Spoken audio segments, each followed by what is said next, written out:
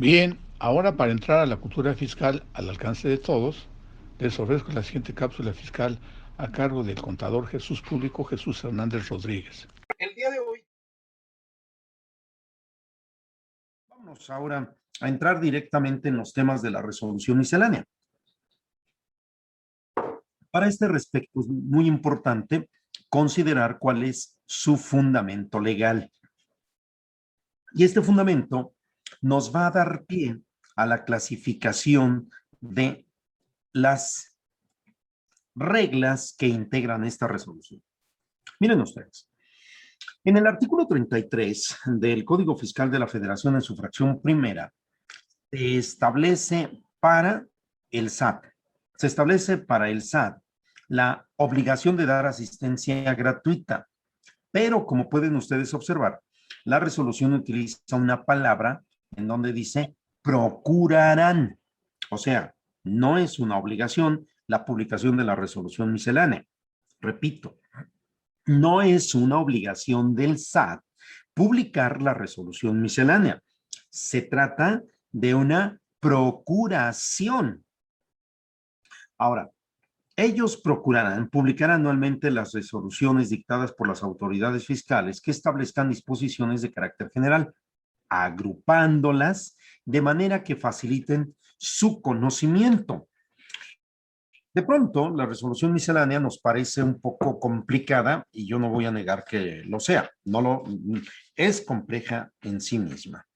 Sin embargo, parte de esa complejidad está dada por la nomenclatura de las reglas. Es decir, encontramos reglas que inician con un número 1, reglas que inician con un número 2, 3, 4, etc. Entonces, debemos primero identificar que el número 1 de cualquier regla significa que corresponde a un grupo de disposiciones generales. En las disposiciones fiscales, lo que vamos a encontrar siempre son disposiciones generales que van a afectar a todo el sistema.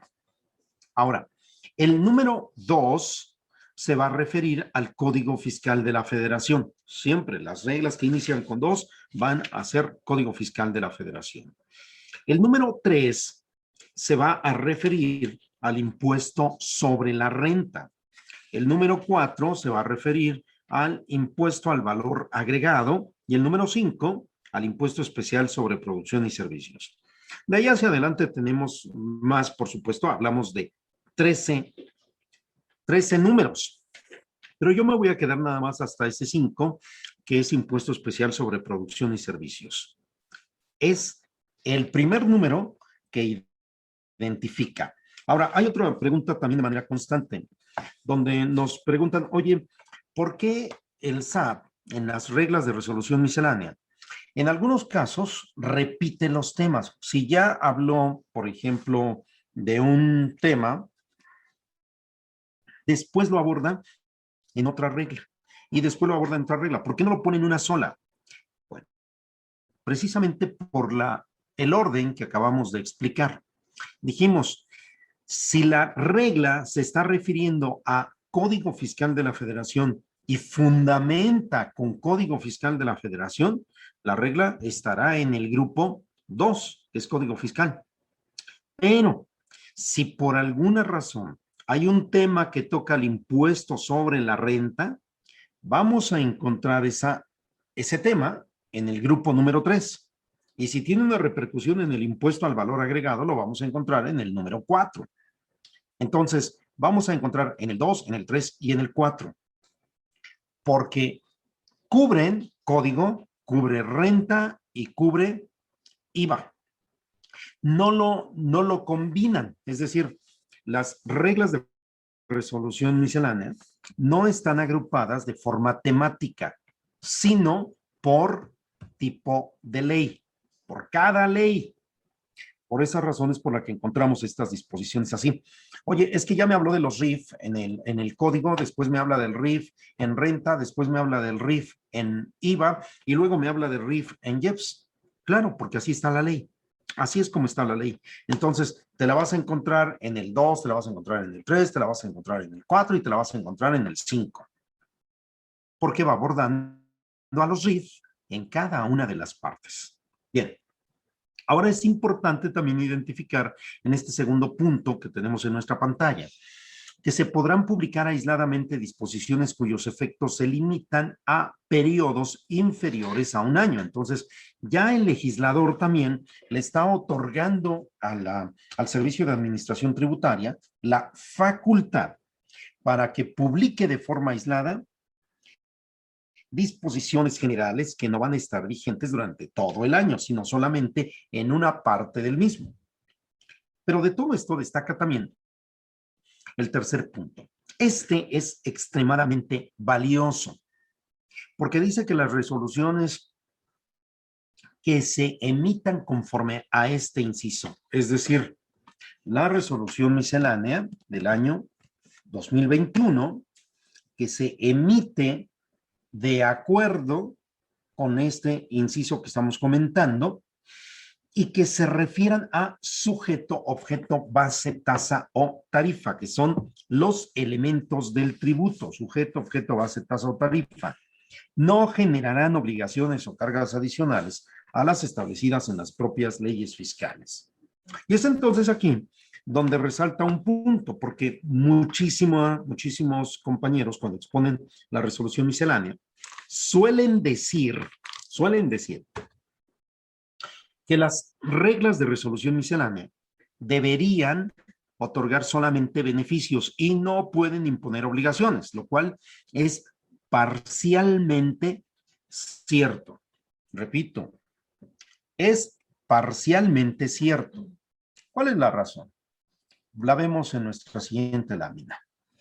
Pero antes de entrar a ese punto, me gustaría que veamos cómo está compuesta la resolución miscelánea, porque hasta estos momentos hemos hablado del inciso G de la fracción primera del artículo 33, que son toda esta resolución miscelánea. Toda está fundamentada en este inciso G, fracción primera del artículo 33 del Código Fiscal de la Federación. Sin embargo, como pueden ustedes observar, también vamos a tener los llamados criterios no vinculativos. Estos criterios no vinculativos forman parte de la propia resolución miscelánea. Se encuentran fundamentados en el inciso H de la fracción primera del artículo 33 del Código Fiscal de la Federación y están compilados en el anexo 3 de la resolución. También tenemos criterios normativos. Estos criterios se distinguen por las dos últimas letras que componen su nomenclatura. Es decir, comienzan con un número consecutivo, por ejemplo, 01, diagonal, que quiere decir es el primer criterio, diagonal. Después viene la materia que tratan. CFF, que sería Código Fiscal de la Federación, diagonal, CN. CN quiere decir criterio normativo. Pero si en esta última parte aparece una VNV, estaríamos hablando de criterios no vinculativos. Esto es también lo que hace la diferencia entre estos criterios. Si los quisiéramos definir de manera un tanto lúdica, un tanto práctica, así como para entender, bueno, ¿qué son los criterios no vinculativos? Podríamos decir, es aquello que las autoridades han identificado que están haciendo los contribuyentes, pero que no está de acuerdo. No le gusta. Tiene sus razones y sus fundamentos, claro, los plantea en cada uno de los criterios. Pero ello no significa que para los contribuyentes sea obligatorio. ¿Por qué? ¿Qué quiere decir no vinculativo? Quiere decir que no es obligatorio. Repito, no vinculativo quiere decir no es obligatorio. Entonces, estos criterios no te obligan.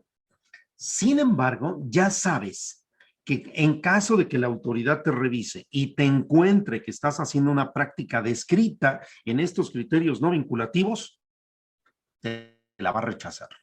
Esto te llevaría a la generación de un crédito fiscal. Sí, así es.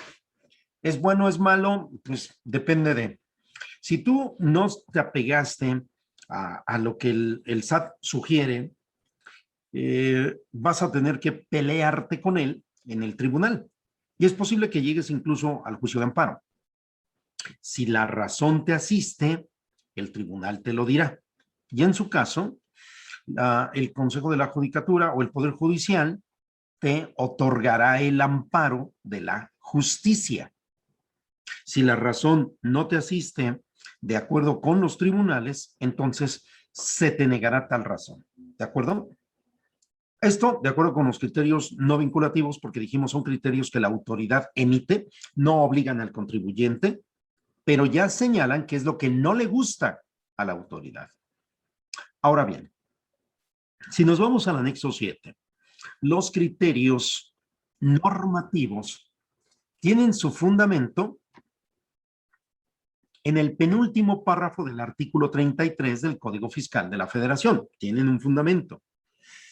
Significa el cómo interpreta la autoridad una parte de la ley, una porción de la ley. También es una guía, no significa que estés obligado, no significa que esa sea una interpretación única, pero la diferencia, podríamos decir, entre los no vinculativos y los normativos, es que los no vinculativos, el SAT dice específicamente, estás realizando una práctica fiscal indebida. No somos el único país que cuenta con este tipo de criterios, ¿eh? De hecho, debemos reconocer que ha sido la OCDE quien hizo la recomendación para que los fiscos locales, miembros de la OCDE, emitieran este tipo de recomendaciones y además emitieran estos criterios no vinculativos. Para que de esa manera quedara muy claro qué es lo que está haciendo el contribuyente como una práctica fiscal indebida. De hecho, la propia OCDE lo calificó como una práctica fiscal indebida.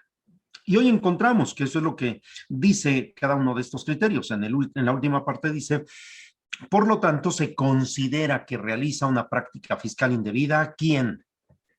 Y ya describe a las personas. Ahora bien, también es importante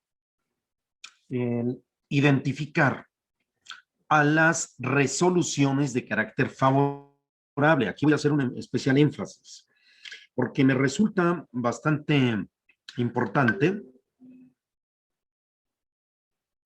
que podamos identificar con toda precisión cuando el SAT nos está respondiendo.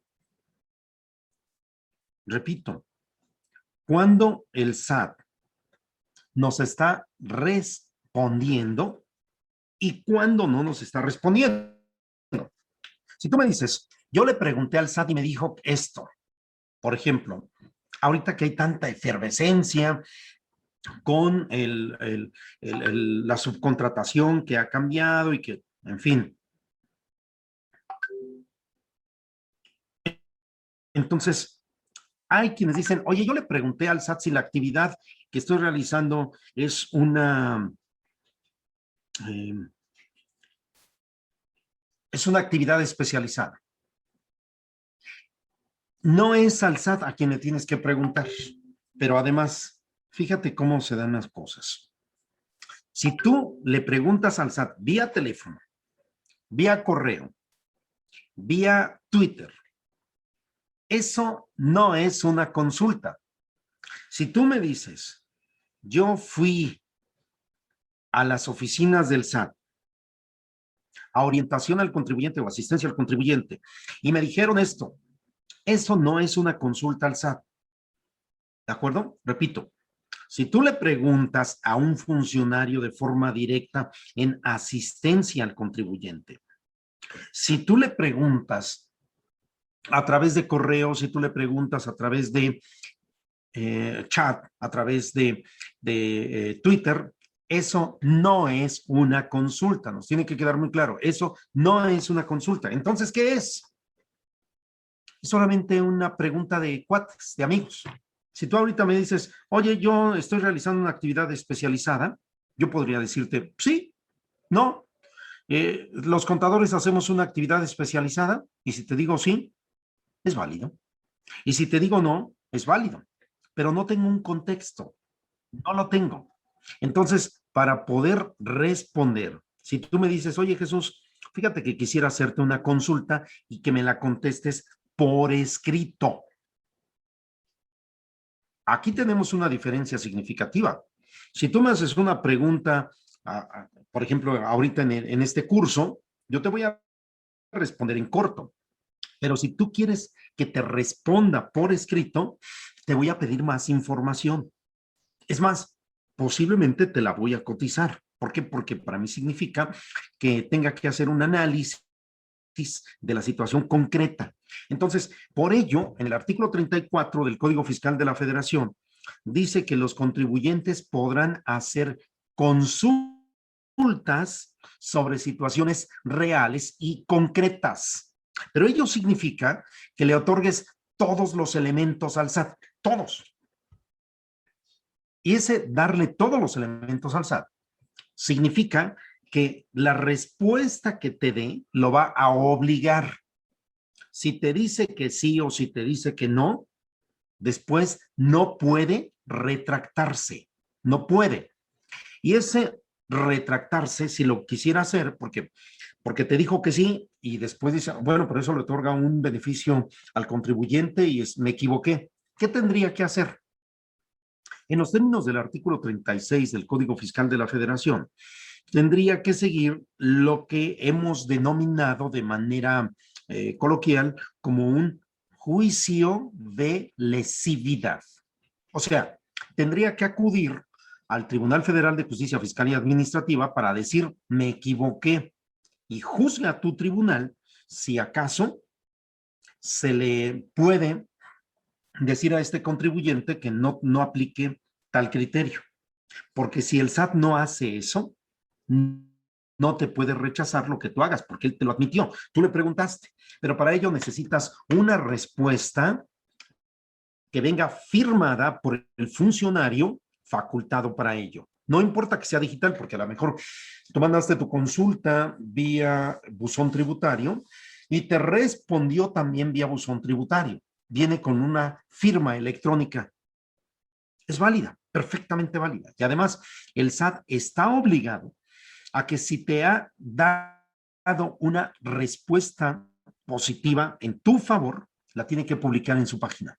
Ahí encontramos el resumen de muchas de las consultas que le hemos formulado los contribuyentes. Tiene la obligación, en los términos del artículo 34, de publicarla. Bien, este es entonces el entorno de nuestra resolución. Reglas de carácter general, criterios no vinculativos del anexo 3, criterios normativos del anexo 7 y las resoluciones favorables, que esas las encontramos en la página del SAT.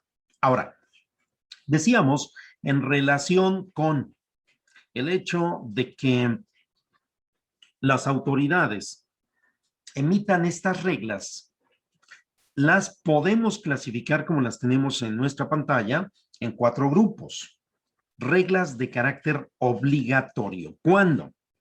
Cuando la ley le da una facultad al SAT para que las emita, pero tienen una limitante. El SAT no puede ir más allá de aquello que le han permitido. Si efectivamente cumple con lo que dice la ley y lo que se le ha facultado, podemos decir que son reglas de carácter obligatorio. Aquí citamos algunos ejemplos, vamos a ir desglosando cada uno de ellos en el desarrollo de nuestra charla, pero por ejemplo, la regla 3.9.7, donde hace referencia al formato 86A. Es decir, cuando tenemos que presentar una declaración que por haber recibido un cobro en efectivo por más de 100,000 pesos. Entonces, ¿es obligatorio utilizar el formato 86A? Sí, sí es obligatorio. La regla se considera obligatoria. En el caso de la regla 2815, en donde la ley señala que las autoridades fiscales van a emitir a poner a disposición de los contribuyentes, perdón, un sistema que permita cumplir con la obligación de llevar contabilidad en los términos del código y su reglamento, en los términos de cada ley y su reglamento. Hoy conocemos a ese sistema como mis cuentas. Existe otro, mi contabilidad. Entonces, aquí no lo pusimos como ejemplo, sin embargo, esta regla 2815 que establece mis cuentas como un elemento para cumplir con la obligación, podemos decir también, ¿es obligatoria? Sí. Y hasta estos momentos no tenemos ningún problema al respecto. Ahora, tenemos otro grupo de reglas que son las opcionales. Estas reglas opcionales siempre tendrían que otorgarte un beneficio. Esto considérenlo, porque hay algunas reglas que tienen la imagen de ser opcionales y sin embargo te generan una obligación que ya no cumple con la ley. Te piden más allá de lo que pide la ley. Entonces, las opcionales te sirven para simplificar el cumplimiento. Tú sabes si las tomas o no. Pero deben en general favorecer al contribuyente. Tenemos aquí, por ejemplo, la regla 2.1.4 que hace referencia al domicilio cuando la casa, habitación, puede ser considerada como domicilio fiscal. Ahora bien, tenemos también a las reglas ilegales. Estas reglas ilegales lo que hicieron fue violentar a la propia ley. Si ustedes observan en la lámina anterior, decíamos que no puede modificar al sujeto, objeto, base, tasa o tarifa. No puede. Y sobre todo, si esto le va a significar una carga adicional al contribuyente, no podría hacerlo. En efecto, la regla 3.13.9 establece una carga adicional. De hecho, también la vamos a comentar. Ahorita solamente las enuncio para esta clasificación. Dijimos que es ilegal. O la regla 2.7.1.13 referida a pagos por cuenta de terceros. También es una disposición que podemos clasificar como ilegal. Tenemos el cuarto grupo de reglas, el cuarto grupo que son las inútiles, las llamadas reglas inútiles porque no te sirven para nada. Por ejemplo, la regla 2.7.143 que te dice que le puedes poner PUE a tu comprobante a pesar de que no te lo hubieran pagado. Es una regla inútil porque en realidad no te da ninguna ventaja, ninguna. Si finalmente no te pagaron como se establece en el comprobante, si no te pagaron con la forma de pago, no fue la que se señaló en el comprobante. Si no te lo pagaron en una sola exhibición, sino solamente en partes. Entonces tienes que cancelar y reemitir y seguir todo el procedimiento que debiste seguir en caso de no tomar la opción. Pero eso ni siquiera lo necesitas. Es decir, si tú lo haces sin la regla, tú asumes la responsabilidad. Con la regla, tú asumes la responsabilidad. No te libera de ninguna responsabilidad. Por lo tanto, podríamos decir que la regla no te sirve para nada, pero ahí está. Por eso la llamamos inútil. Hay otras, ¿no? Hay muchas reglas que son muy inútiles, pero solamente tomamos esta como ejemplo. Vamos a avanzar para analizar cada una de estas reglas. Antes de ello, sí quiero resaltar la regla 1.8, como cada que hablamos de la resolución miscelánea. Esta regla es sumamente valiosa. Hace algunos años poca gente la tomaba en cuenta como que era una regla oculta, era una regla que no llamaba la atención. Hoy afortunadamente ya también veo que varios expositores de resolución miscelánea la están tomando. Y es que es sumamente valiosa. Fíjense, por ejemplo, la hemos dividido para su estudio en 3 grupos. En el primer grupo Dice que no exime del cumplimiento de los requisitos señalados en las disposiciones fiscales aplicables cuando se den a conocer en el anexo 1 las fichas de trámites fiscales. Porque lo único que hacen en este caso es describir, y es una enorme ventaja. Yo quiero obtener la devolución de mis impuestos. ¿Qué tengo que hacer? Consúltalo en el anexo 1. Yo quiero compensar. Consúltalo en el anexo 1A. Ahí te va a decir el procedimiento en general, pero también te va a decir qué documentación es la que tienes que entregar. Es una enorme ventaja que hoy tengamos esto, porque si observan ustedes, hace bastantes años, más de 10, más de 15, incluso a los que les haya tocado de ustedes, hace 20 años, hace 25 años, hace 30 años, hacer un trámite en Hacienda, que en aquel tiempo no existía el SAT, hace 25 años no existía el SAT. Debo decirles que el SAT surge el 1 de julio de 1997. Entonces estamos casi a punto de cumplir 24 años con el SAT. Hace 25, por lo tanto, no había. Es más, hace 24 años, en el mes de mayo, no había SAT.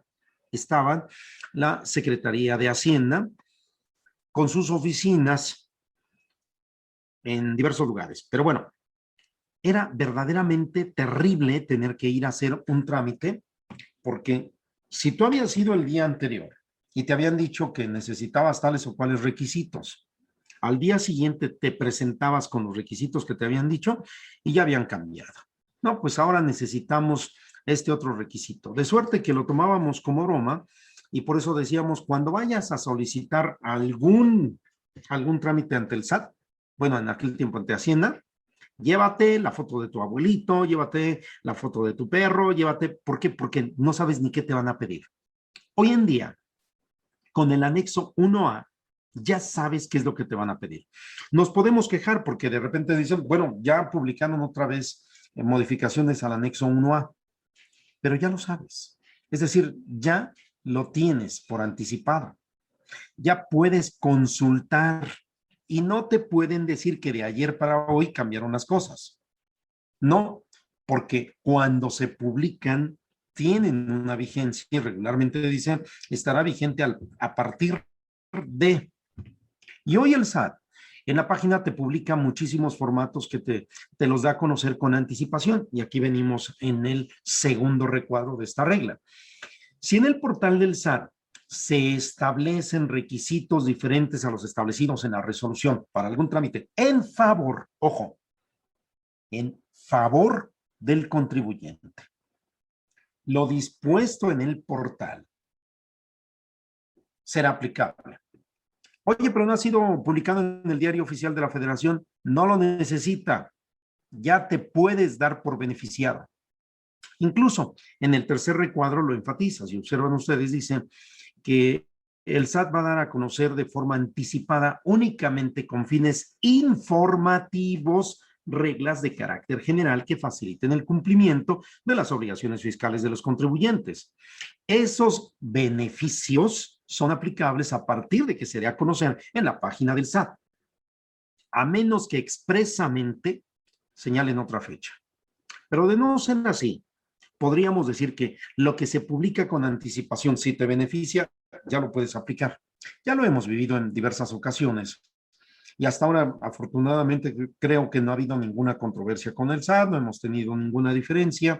El SAT reconoce las ventajas que le ha dado al contribuyente, a pesar de que no esté publicado en el Diario Oficial de la Federación. Y lo comento porque en algunas ocasiones también hemos escuchado a algunos compañeros que hacen videos de YouTube, de Facebook, que comentan sobre alguna nueva regla, pero como desconocen esta regla, regularmente dicen, bueno, no se ha publicado en el Diario Oficial, vamos a ver si se publica y si no cambia y si no la respetan, y bueno, empiezan a hacer una serie de elucubraciones o de suposiciones. Claro, por falta de conocimiento. Pero bueno, es parte también de este andar en el ambiente fiscal.